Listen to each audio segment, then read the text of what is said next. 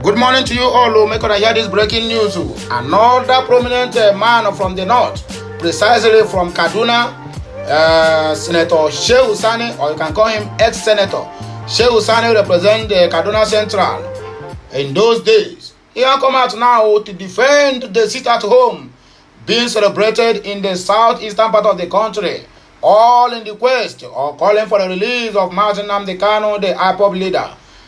So, my wonderful people, viewers and subscribers, make on know say, as we they call this a sit at home, some prominent men out there have already seen it, that it is never a crime to call for sit at home. According to Shehu Sani, this an elder statesman and advocate for good government. He hails from southern Kaduna or thereabout. He is now to voice out. He is the voice to the voiceless, and he defends the defenseless in the society. He keep on shouting, talking, crying, lamenting about the bad governance, about anything that got to do with the past government and also the government. From the time I started following him, I have been an advocate of good governance. Now I am now here to defend the order of sit at home by the Finland man called Mazi Simon Ekpa. According to them, they said I should stop calling him Ekpa, but I should dress him properly. So the Finland man, no, because you cannot call him a Nigerian nor a what do they call it, a Biafran. He is, as we know today, his name is never in the book of Nigeria, neither is it in the book of Biafra.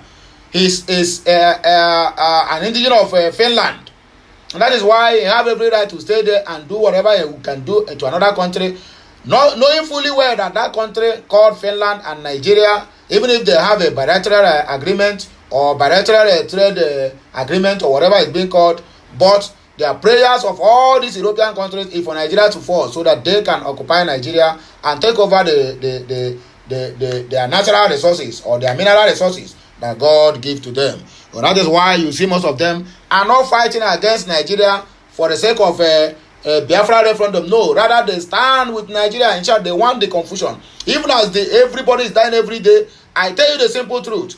All these countries that we are looking upon, the United Nations, the UK, USA, and other, even ECOWAS, Commonwealth, and the African Union, all of them are drinking champagne on top of Nigeria's head, simply because of the confusion we are having in Nigeria. But they keep on calling us giant of Africa. In other words, they are just mimicking us. Yes, not just name mimic. Let this country fall so that we can rise. And that's the simple truth. But our leaders, their mummuness will not allow them to know that these people they are calling, these people they are signing agreements of here and there, have no interest of their country at heart, despite the fact that we belong to Biafra. But as long as it stands now, we need to address the issue of Nigeria, not simply because we support Nigeria or what is happening in Nigeria, but simply because we are not yet separated. Any day they said we have a referendum from the Nigerian government or from the Nigerian country, we are now a country on our own, then they have to be on their own. We don't have anything to do with the news that concerns Nigeria, but as it stands now, stop coming to my DM and tell me I support Nigeria and I support Biafra. No, Biafra is still under Nigeria, the same way it is South Sudan before they separate from the main Sudan. So if you are if you reason well and you have your tentacles under your whatever is being called, you're supposed to know that Biafra as it stands is still under Nigeria. As long as that referendum is not being signed for now. So stop telling me I support Nigeria and I'm a this, I'm a that. Stop commenting that on my comment section, otherwise you will see what you never bargained for. I swear the Almighty God. You will see what you never bargained for, because a group of hopeless and toothless bulldogs is what's commenting on my comment section, saying all manner of things simply because you are following Simon Ekpa. So nobody will have every mouth to talk again. Now, so we want to go to Biafra. If you talk anything, they are saying Igbo. What we are running now is not a democracy, it's autocratic government whereby nobody is allowed to talk. What's he talking now? Somebody come to my DM and telling me I should send him pictures. They want to track me and kill me. Imagine, that is how we are fighting Biafra. That is how we are killing our brothers and sisters out there. All in the name of enforcing sit at home. And when you talk, say, if nobody can stay at home, whatever they see, they take. No, kill almost all the whole people. Let me see the people who will stand when that so-called Nigeria invade your country. Since on our brain is not working, just you are reasoning from the ass or from the anus. Shehu Sani state position on sit at home in the southeast. If you never subscribe, do not forget to subscribe. If you like, if you don't like, no problem. We will see. You get the point now. If you don't want to subscribe, it's not by fault. It is from your heart. So let you not think that maybe you're subscribing. When you subscribe, you are giving me, you are the one that's feeding my family. I'm a man with how many kids? So I'm not here to beg you for money. If you want to subscribe, good for you. If you don't want to subscribe, then so be it. And now so your own, nobody will subscribe on your own if you ever have a channel like this. And you're watching, and people are watching your content. If you don't want to subscribe, I hope you will not cry, But that's all the thing to be. Former Kaduna Central lawmaker, Senator Shehu Sani has taken a stand on the activities of some groups and individuals promoting the sit-at-home in the southeast of the country. So he's now to say his own mind and also state his own defense. You cannot say because he come to support the sit-at-home or he did not support the enforcer of sit-at-home, tomorrow you call him a saboteur or he's working for the Fulani government. That is not the way to do things. May we let us be guided all the time. According to the former lawmaker, sit-at-home itself is a legitimate and non-violent means of public protest. Yes, instead of you to go protest and they will kill you to die, you do what? You resort to sit at home. Not that I supported sit at home, but I'm not supporting killing people that don't want to observe the sit at home. Yes, that is my own motive of doing it. Because the more you kill people, the more you shoot, the more you cause all kind of manner of havoc on the street. It's sending a bad signal either to the international community, even if they will care to listen, or to the so-called contraption of Nigerian government. You are sending a wrong signal to them, and they will be documenting the videos, sending it to the people you are calling for to help you for the referendum. You cannot do it alone. So let us be guided. Senator Sani recalled that he and some members or others used the same technique to press home certain demands during the military era, leading to their arrest and detention. He, however, pointed out that compliance from members of the public to sit at home should come from a willing place and not the use of force or violence as it is currently being experienced in the southeast. This is where everybody is lamenting, enforcing people to sit at home. Let it be willingly.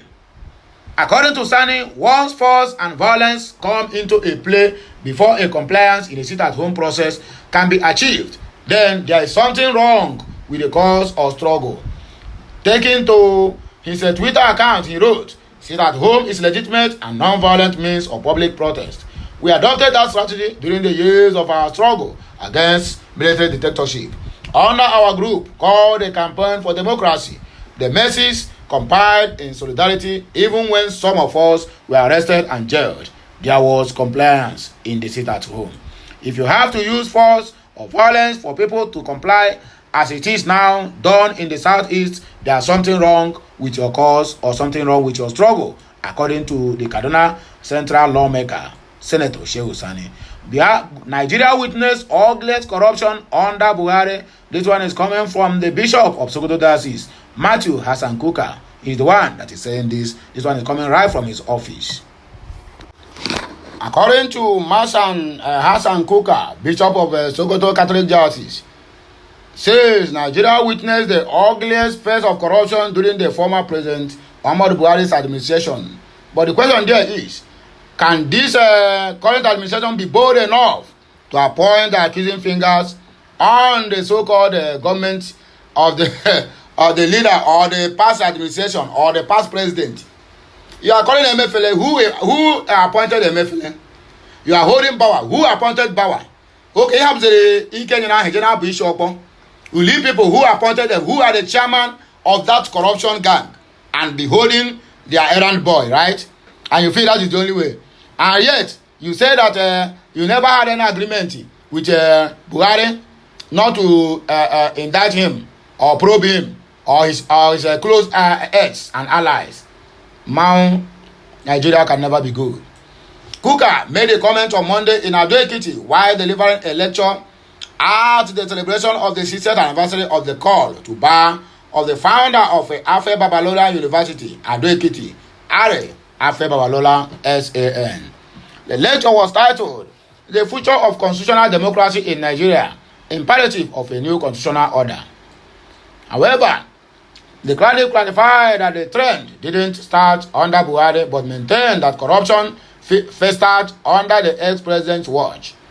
"We have seen the worst phase of corruption in Nigeria Femi Falana, my friend here, will speak about that because he has published a series of articles talking about what happened under the Buhari administration.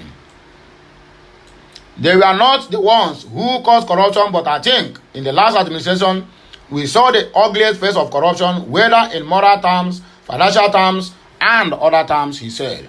Kuka also in his lecture made a case for men of integrity in the judiciary, particularly at the Supreme Court. The bishop, while calling on the federal government to avoid sentiments in the process of a country's democratic journey, insisted that upholding the provisions of democracy required selfless service and should not be sentimental, driving to foster development. The cleric also frowned at leaders who limited development to their hometowns, saying that it does not project or speak well of the nation's democracy, according to Matthew Hassan Koka. Apart from government, apart from police, the only problem Nigerians are having tomorrow is our court. Do you know that our court that have stopped the prosecution of or suspending of Adamawa wreck? And I still remember this man. This man is the man that went ahead to announce a winner simply because they have collected money from the APC to force themselves into the people of Adamawa, the candidate which they never voted for. Now, the Federal High Court in Abuja has suspended his arrest or prosecution from office. In other words, they encouraged what he did. They said, go ahead and do it in one that you are on the right track. That is APC and that is Nigeria for you. Corruption in the highest order. What happened in the last administration will be a child's play to what is going to happen in this administration. Mark my word, Nigerians will start to miss the past administration. And when that happens, it means Nigeria is no more again. A Federal High Court in Abuja on Monday stopped the Independent National Electoral Commission (INEC) from prosecuting the suspended Adamawa Resident Electoral Commission, Yunusa Are, over the declaration of Aisha Dahiru, the All Poverty Congress candidate as governor in the March 18 poll. Justice Jonathan Okorowo made the order after Mr. Michael and Doka SAN counsels to the Dahiru moved the ex parte motion to the effect. In the ex parte motion marked FSC/ABJ/CS/935/2023, the APC candidate in the pool sued INEC, the Attorney General of the Federation, and another as a respondents. And Doka, while moving the motion on Monday, argued that until the Election Petition Tribunal decides the fate of his client in accordance with the Section 149 of the Electoral Act of 2022, the prosecution of Yunusa Are cannot be said to be valid. He said the decision of INEC to file an action against any person involved in Dahiru's April 15 declaration as winner of the supplementary poll in the state, when the tribunal was yet to determine the petition of his client, while deprive her of Section 385, subsection 6 of the law, which gives 180 days, which within the petition filed on May 6 should be dispensed with him. According to the senior lawyer, informed the court that though a similar suit was earlier filed before Justice Inyang Ekwo, where a judicial review of the INEC's action was sought, the sister court ordered Binani to approach a tribunal which has sued, having been an election-related matters. He said an undertaking had been signed to prove to the court that the present suit was not frivolous. After listening to Ando Aka, Justice Okorowo ordered the parties to maintain status quo ante bellum pending the hearing and determination of the matter. The judge, who adjourned the matter until July 18 for a hearing, ordered the respondent to show cause why the reliefs sought by Dahiru, popularly called Binani, should not be granted. News Agency of Nigeria.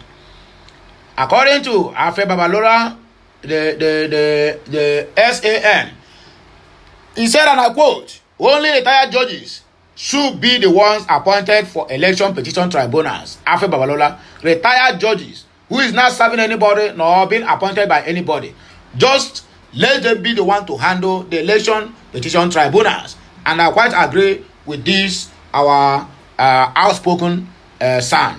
A senior advocate of Nigeria, Afe Babalola, has said sitting judges should not take charge of election petition tribunals. Babalola stated this on Monday at an event in Ado-Ekiti to mark his 60th anniversary at the bar. 60th anniversary at the bar. God have mercy. According to him, election tribunals should be handled by retired judges and senior advocates. This, he said, would ensure regular court cases were not affected.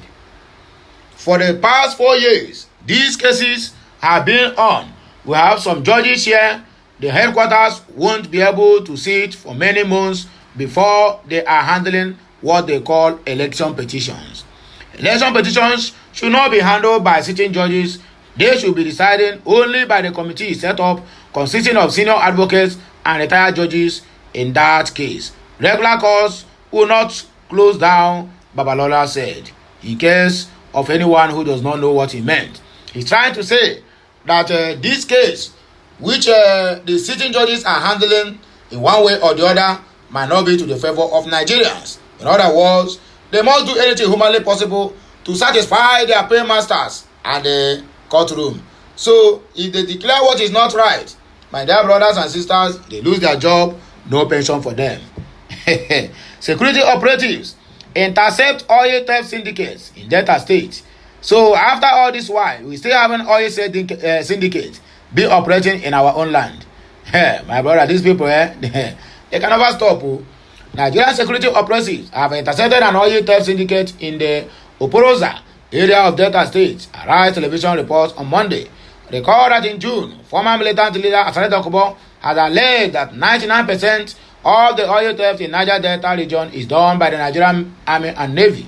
However, the Nigerian Army and Navy denied Dokubo's claim as oil theft continues to occur in the region. Details of this will surely emerge soon, and I will bring it to my people. This one is coming again from Shehu Sani, the Kaduna Central lawmaker. He don't state again he said he makes cryptic comments on Tinubu ministerial appointments. Okay, let's see exactly what he meant and why he's making that a crypto comment.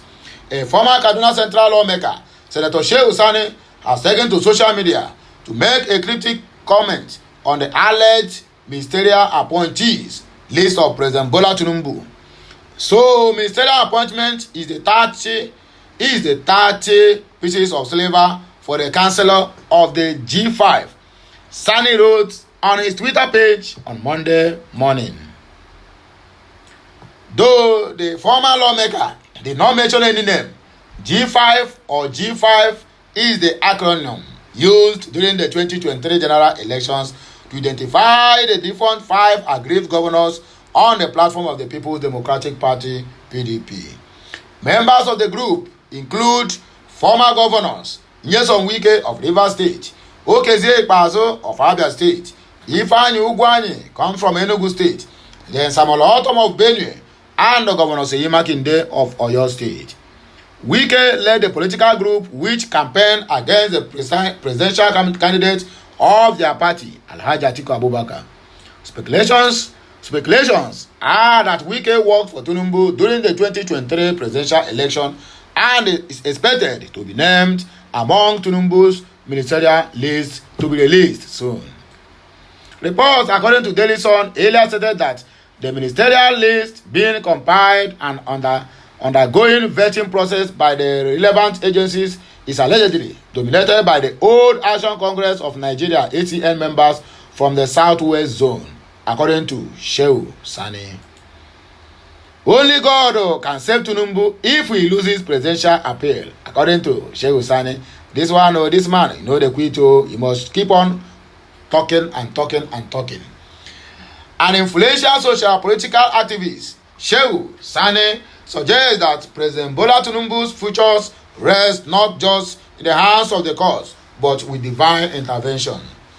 If Tinubu loses this presidential election petition, Sani warns that only God can protect him from criticism from an unnamed emperor in Kaduna State. Sani, a former Kaduna Central senator, used Twitter to voice his observations about the pressures or precarious position Tinubu may find himself in if he dare to lose in the tribunal. He explained that if Tinubu's victory in the presidential election is upheld by the courts, the opposition will likely either congratulate him or criticize the ruling and move on. However, if the court rules against Tinubu, Sani implied that a harsh fate awaits the president. As per Sani's tweet, if the court favors Tinubu and his victory is affirmed, the opposition may congratulate him or condemn the ruling and move on.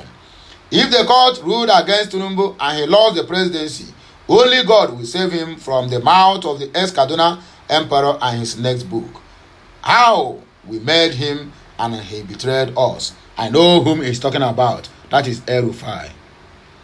The presidential candidate of the Labour Party, P2B, and the flag bearer of the People's Democratic Party, PDP, Atiku Abubakar, are challenging the victory of Tinubu in the election held on the 25th February of 2023.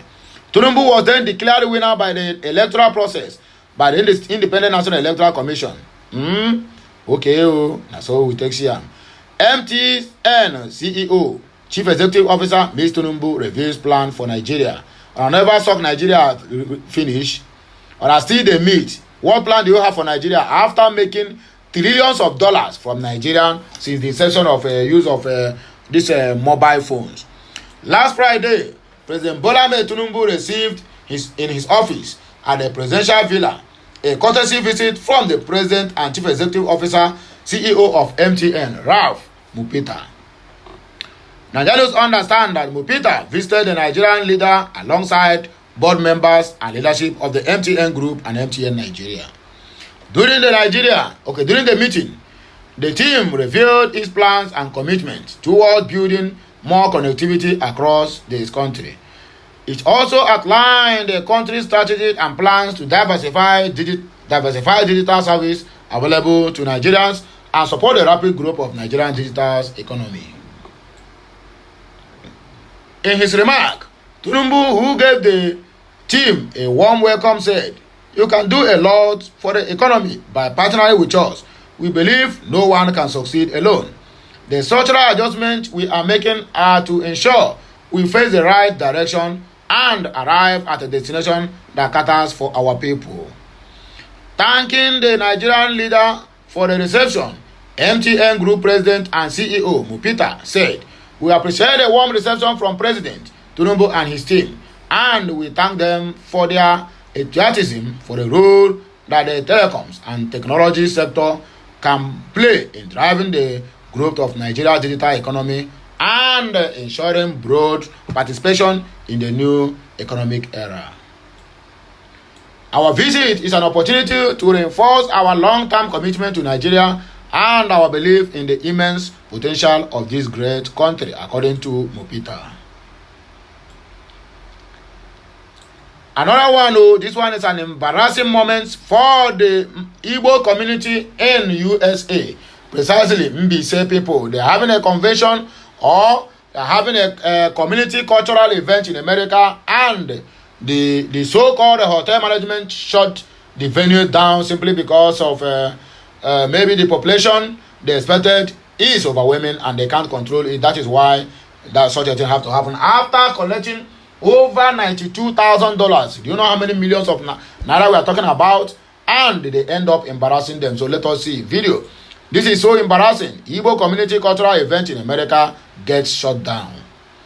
There was a commotion among the Igbo community in the United States of America after their cultural event was abruptly shut down.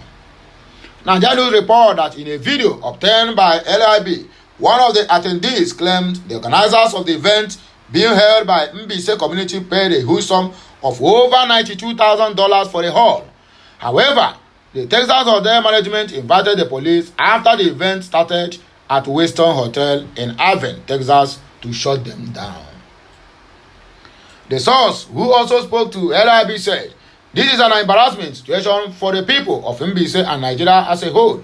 The manager of a Weston Hotel, Irene, Texas, just shut down on Mbise convention while the event is ongoing. We stand with Igbo, home and abroad. It is built. Okay, let's build our country. We can do it. Stop being humiliated and rejected home and abroad. The video is out there. Just go to visit www.nigerianews.com. You will see the news. Watch it, digest it, and tell me what you think about this.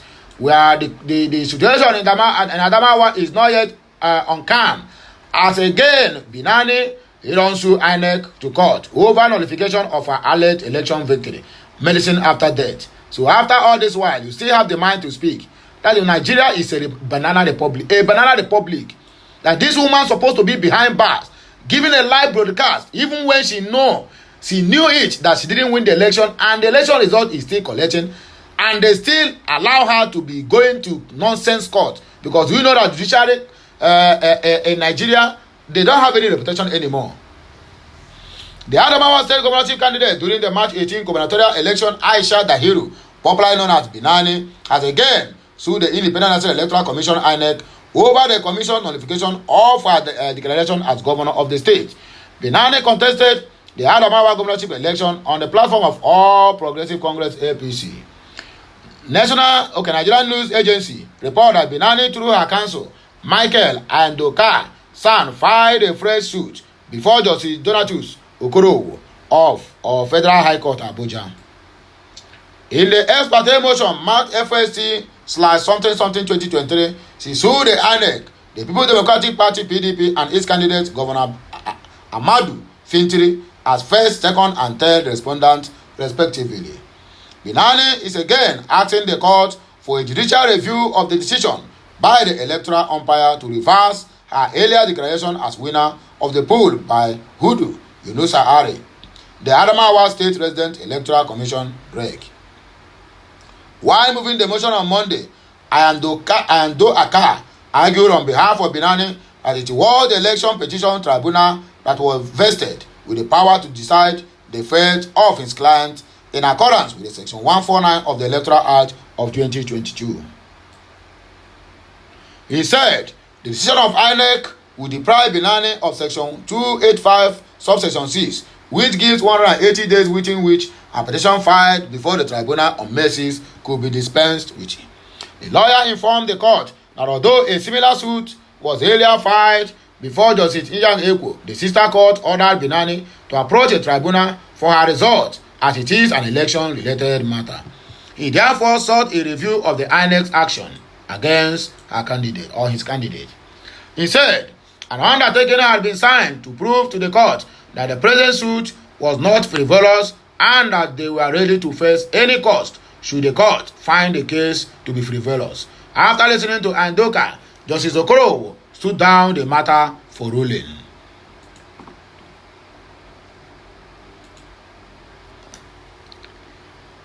Enugu Edoga petitions INEC over INEC chairman accuses REC of blocking access to beavers.